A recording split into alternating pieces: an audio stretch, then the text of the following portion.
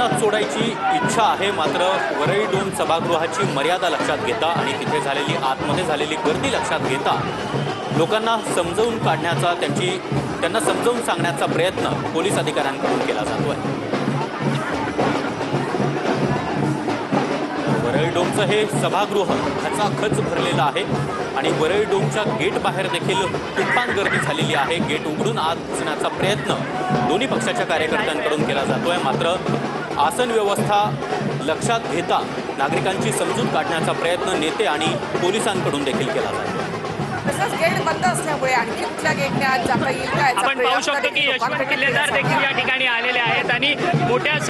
संख्येनं सातत्याने ही गर्दी जी आहे ती वाढतानाच आपल्याला पाहायला मिळते आणि गेटच्या बाहेर देखील मोठ्या संख्येनं सगळे नागरिक जे आहेत ते या ठिकाणी एकवटलेले असल्याचं आपल्याला पाहायला मिळतंय आणि आपण पाहू शकतो की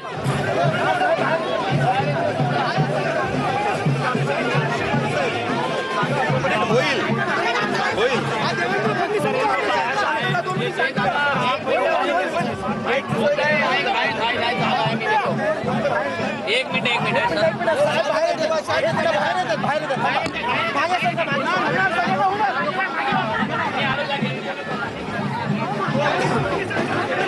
मोठ्या संख्येने ही गर्दी जी आहे ती या सभेकरता उसळलेली असल्याचं आपल्याला पाहायला मिळतंय। गेटच्या बाहेर संपूर्ण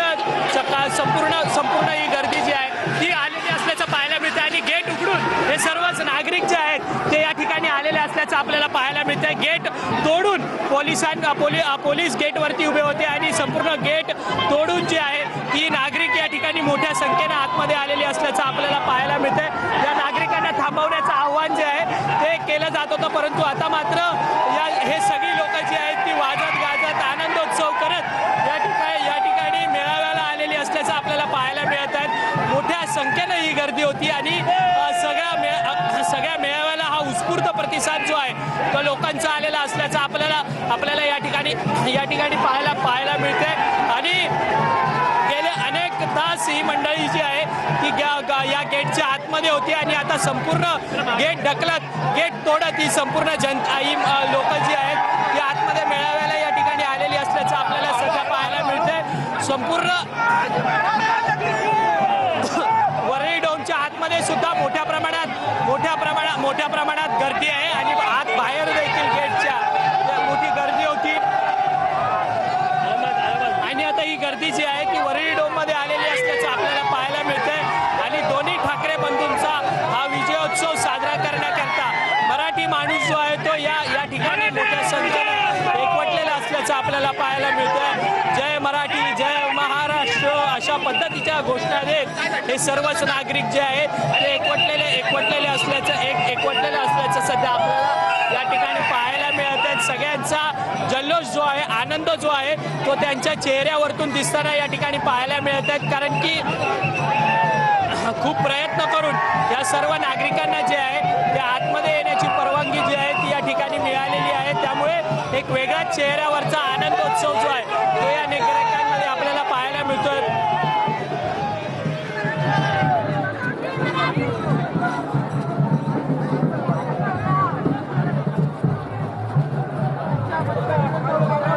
जे आहे ते उघडण्यात आलेलं आहे आणि संपूर्ण गर्दी जी आहे ती आता वरळी डोमकडे या ठिकाणी जाते। तर वरळी डोम तर पूर्णतः खचाखच भरलेला आहे, मात्र त्याच्या आजूबाजूला देखील काही व्यवस्था करण्यात आली होती, LED लावण्यात आलेल्या होत्या, तर तिथे कदाचित या कार्यकर्त्यांना तिथे बसवलं जाईल।